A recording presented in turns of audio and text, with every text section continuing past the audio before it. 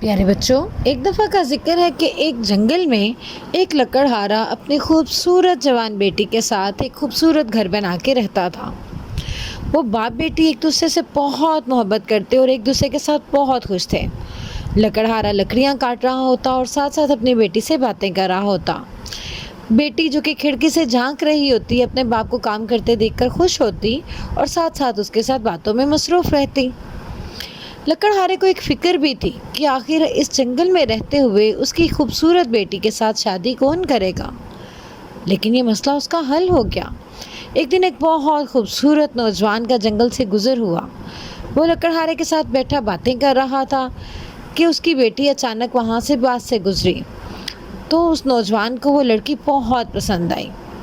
اس نے فوراً سے اس سے شادی کے لیے حامی بھر لی۔ اب لکڑہارا بہت خوش تھا۔ لکڑہارے نے اس کے جانے کے بعد اپنی بیٹی کو بتایا کہ وہ نہ صرف شادی کا کہہ کے گیا ہے بلکہ اس نے یہ کہا ہے کہ تم اس سے ملنے کے لیے اس کے گھر جو کہ بہت خوبصورت بنگلہ ہے وہاں پہ جاؤ۔ بیٹی نے کہا مجھے تو اس کے گھر کا راستہ نہیں معلوم۔ تو لکڑہارا کہنے لگا کہ اس کا تم فکر مت کرو، اس نے پورے راستے میں راکھ گرا دی ہے، اس راکھ کے سہارے چلتی چلتی تم اس کے گھر تک پہنچ جاؤ گی۔ اب لکڑہارے کی بیٹی جس کا نام عیشا تھا، عیشا نے کہا کہ میں راکھ پر چلتے چلتے اس کے گھر چلی جاؤں گی۔ جیسے ہی اتوار کا دن آیا وہ اس کے گھر جانے کے لیے نکل گئی۔ جب اس کے گھر جانے کے لیے نکلی تو اس نے دیکھا کہ راستے میں واقعی راکھ بکھری ہوئی تھی، لیکن وہ راکھ اس طرح سے تھی کہ ہوا آتی اور ساری راکھ کو اڑا لے جاتی۔ وہ یہ دیکھ کر پریشان ہو گئی۔ اس نے کہا کہ اس راکھ کے اوپر چلتے چلتے میں اس کے گھر تک پہنچ تو جاؤں گی، لیکن میں واپس کیسے آؤں گی؟ اگر واپسی تک تیز ہوا چل گئی اور راکھ کو اڑا لے گئی تو میں تو اپنا راستہ بھول جاؤں گی۔ اس نے ایک ترکیب سوچی۔ اس نے کچھ پھلیاں اپنی پاکٹ میں ڈال لیں اور ان کو سارے راستے راکھ کے ساتھ ساتھ گراتی گئی اور اسی کے پیچھے چلتے چلتے وہ ایک بڑے گھر تک پہنچ گئی۔ اب اسے یقین تھا کہ یہ راستہ یقیناً جو ہے وہ اس کے ہونے والے دلہا کے گھر تک ہی جاتا تھا۔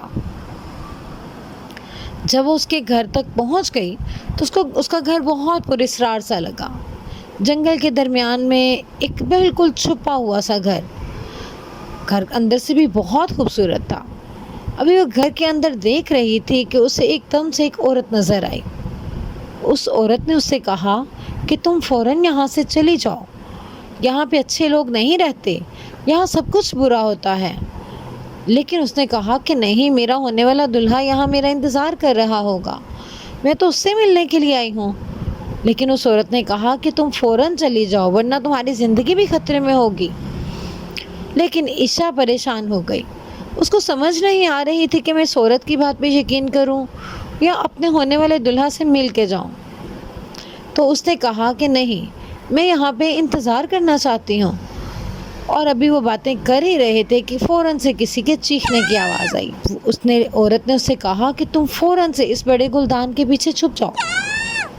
عیشا بھاگ کے اس گلدان کے پیچھے چھپ گئی اور وہ چھپ کے دیکھ رہی تھی کہ اس کا دلہا اور اس کے ساتھ اس کے دوست ایک لڑکی کو لے کے وہاں پہ آئے۔ وہ لڑکی ایک چھوٹی بچی تھی جو یقیناً کسی امیر گھر سے تھی اور اس کے ہاتھوں میں کچھ انگوٹھی تھی، کچھ زیور تھا جس کے لیے شاید انہوں نے اس کو اغوا کیا تھا۔ انہوں نے اچانک سے چاقو کے وار کر کے اس بچی کو مار دیا۔ یہ دیکھ کے عیشا بہت ڈر گئی۔ جب انہوں نے اس کو مار دیا تو اس کا زیور اتارا اور اس طرح سے اس کے ہاتھ کاٹ کے اس سے ایک انگلی سے انگوٹھی اتاری، لیکن وہ انگوٹھی وہاں پہ اچانک گر گئی۔ جب انگوٹھی گر گئی تو وہ گرتے ہوئے گلدان کے پاس آ گئی اور عیشا نے جھٹ سے وہ انگوٹھی اٹھا لی۔ اب وہ چاروں فوراً اس انگوٹھی کو ڈھونڈ رہے تھے، لیکن اس عورت نے فوراً کہا کہ رکو، انگوٹھی تو مل ہی جائے گی، کھانا ٹھنڈا ہو رہا ہے، تم جلدی سے چلو، میں کھانا لے کے آتی ہوں۔ اس لیے کہ وہ عیشا تک نہ پہنچ جائیں۔ اور ان کے جانے کے بعد اب عیشا کو یقین آ چکا تھا کہ وہ عورت سچ کہہ رہی تھی، وہ لوگ واقعی بہت برے تھے اور اس طرح سے عیشا کی زندگی بھی خطرے میں تھی۔ خیر، اس عورت نے ان کے لیے کھانا تیار کیا اور اس میں نیند کی دوا ملا دی۔ جب ان سب نے کھانا کھایا تو کھانا کھاتے ہی وہیں پہ سو گئے۔ اب اس عورت نے کہا کہ فوراً سے پہلے یہاں سے نکلو، اور وہ عورت خود بھی عشا کے ساتھ ہی وہاں سے بھاگ گئی۔ اب عشا کو تو اپنے گھر کا راستہ معلوم تھا، کیونکہ راکھ تو واقعی اڑ چکی تھی، لیکن پھلیاں تو وہیں بھی گری ہوئی تھی نا۔ وہ انہیں پھلیوں کے سہارے دوڑتی دوڑتی اپنے گھر تک پہنچ گئی۔ وہ جب ہامتی کامتی اپنے گھر پہنچی تو اس نے اپنے باپ کو سارا قصہ سنایا۔ اس کے باپ کو تو یہ سن کے بہت غصہ آیا۔ اس نے کہا، میں تو اسی کلہاڑی سے اس انسان کے 2 ٹکڑے کر دوں گا جس نے میری بیٹی کو مارنے کے لیے منصوبہ بنایا اور دوسروں کی بچیوں کو بھی مارتا ہے۔